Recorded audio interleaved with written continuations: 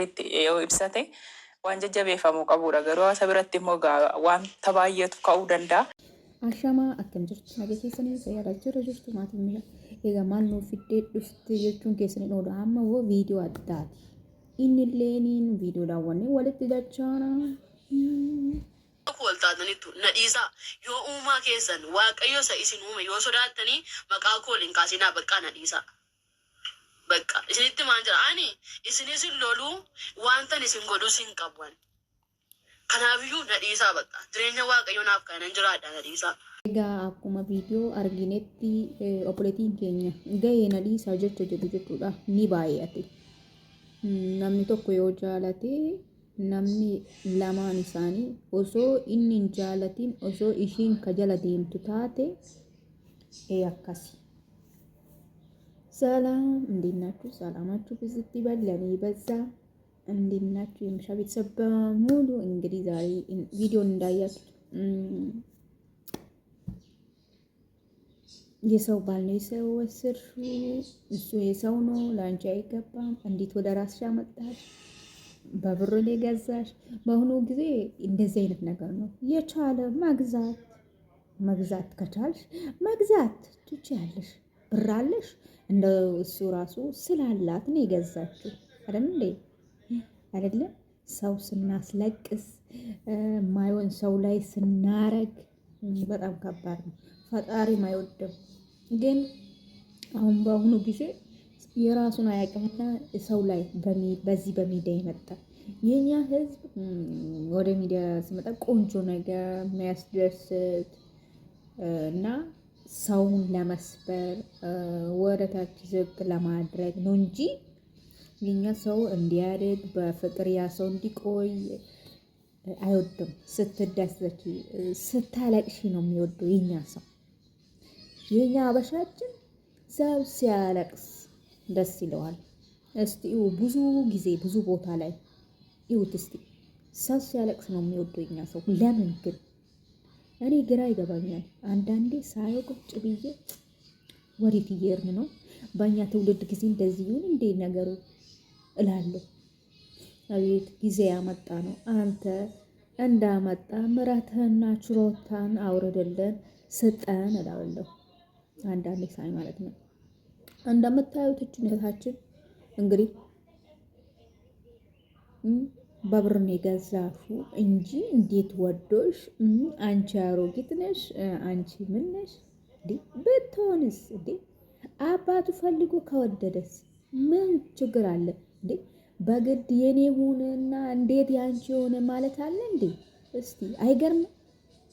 አንዳንዴ ቆም ብለን ስናስብ እስቲ እንዴ እኔ ባወደድኩት ምን ያገባሰው እንዴ ካለ ማውራት ራሱ በቃ ስለ ድንቀትና በስለ ፍቅራችሁ አብሮ ያጣምራችሁ በማለት ነው እንጂ እንዳይሆንም እንዴት በብርን የተገዛ እንዴት እንዴ በሰው እንዴ በፈለገ ከተገዛስ ይገርማል።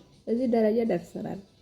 እንግዲህ ማውራትን ማይሰሙትን እኔ ሞዳቸው እንዲሰሙ ነው። እሺ ከናፊ ሲንጀር አንገስ መራል ራምቤ ቆፋንቻ ጆሌን ባይን ኮመንቲዳን ያፋን እንድበዱ ይረም አፋ ወሊ ጋልቴ ካንዳገኙ አየቹ አሁን እንደጋ አፋን ካና ወንድ እንደጋ ጀዴት ዋና ከሲቲ ከናፊ ኤጋ ቦኔ ኬኛ ሄዱ ባሬዳ ሄዱ ሚደጋ ሄዱ ኡማኒ ገራን አጉበቱ ካባ ፈዲያቶ ሁጫን ኤፈስ ጃለቲ ጃላላን ቢተካ አቺ ጃላ ደደበ ዱፌሲ ብራ አርገት ዋንፊ ማለቃን ኮንኮላታን ቢት ሀቢቱካ ሰኑ ኮንኮላታ ቀብድ አርገሜቲ ኮንኮላታ መሰኑይ ማለቀ ቀባችኑ ቀባነን ቢተካ ቀባነን አንዋን የባማ ሀርአስ ቦሩለ ቀባነን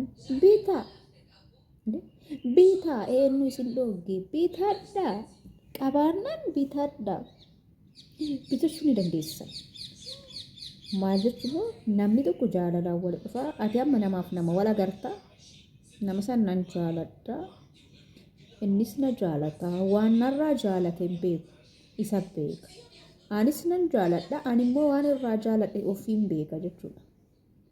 Kanaaf jaalanni wal jaalanni akkamii isa jaalatte akkamitti isii jaalatte jechoota jiru dhiyeessummaa barbaachise wal jaalatan maallaqaan bittee waan goote jaalatte konkolaataa isa bite maallaqa isa bite hanka jiru yoomi as maallaqni nama bite garuu yeroo ammaa kana beekon ani garuu waan biraa yoo ta'e malee maallaqni kan bitu jaalala waan bitu natti hin fakkaatu. Bitee fakkeenyaaf bitte jennu ishiin fakkeenyaaf bitte namni kun maallaqni sun hin dhumu ni dhumata. Fakkeenyaaf amma ishiin bitte xinnoo yoo ta'e maallaqni sun dhumachuu danda'a. Garuu sammuu maallaqaa santu achi jira malee jaalalli siif qabu hin jiru jechuudha. Kana beekuu qabdan. Ebaluun maallaqaan bitee ani maallaqa qabaa konkolaataa qabaa ebaluu mooyadhaa ebaluun haa jaallatu sababa an maallaqa qabu sababa an bareeduma qabu dhiisi kana qooda rabbiin ganama qoodee lafa sii kaa'e hunduma keenyaafuu tokko tokkoon jechuudha. Qoodni keenya kan rabbi qoodee lafa nu kaa'e hundumni keenya qoodni keenya lafa taa'ee jira. Nuti waa baay'ee yaadna waa baay'ee jenna. Garuu kan rabbii dhufte kan waaqa hundi keenya qooda lafaa qabna. Eenyu wajji akka taanu akkam akka taanu eenyu wajji akka jiraannu maal akka hojjennu garam akka deemnu hunda laga isaati. Kan fuudhee biyya ormaatiin nu geessisuma qooda rabbii tana duudhi irraa dhandhamiidha.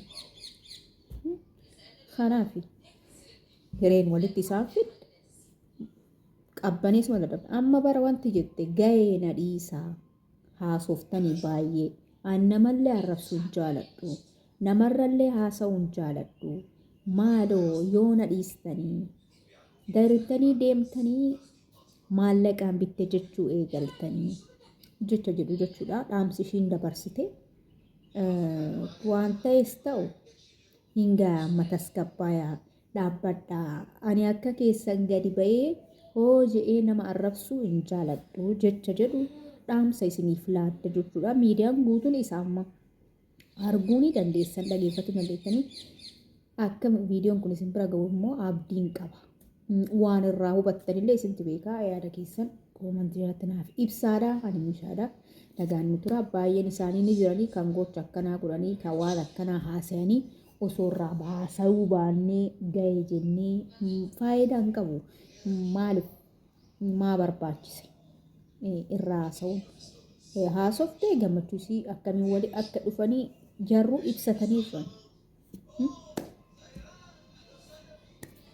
Miidiyaa eenyurratti akka ibsatanillee jaalala isaanii iddoo kana isinii taatee miidiyaa taatanii jirtanii bal'inaan kan jedhu jechuudha. Gaaffii isaaniif dhiyaate isaanilleen jaalalaa fi haala fi yaada isaanii achumatti ibsatan jechuudha. Walumaan argine akkaataa tures akka ta'es akkasii osoo nama boochisuu baannee jedhaan akka kootitti imimmaan namaa bu'aan faayidaa hin qabu. Maaf boochisna haa jiraattu eessanis taatu of harkaan geette ka'isiiti. Kan namatti ture jettaniin inni dursa kan namaati. Achiisanii maallaqni dhabame moo sunis duraan maallaqaan bitte moo jecha akkas taasisaa bara akkas jedhamu. Akkamma isin haasaa hartanitti achi maallaqni dhumnaan gamana dhufe moo dursa sun maallaqaan bitte moo akkamtu nama dhiba. Maraafuu nagaannaa tura ani meeshaadha.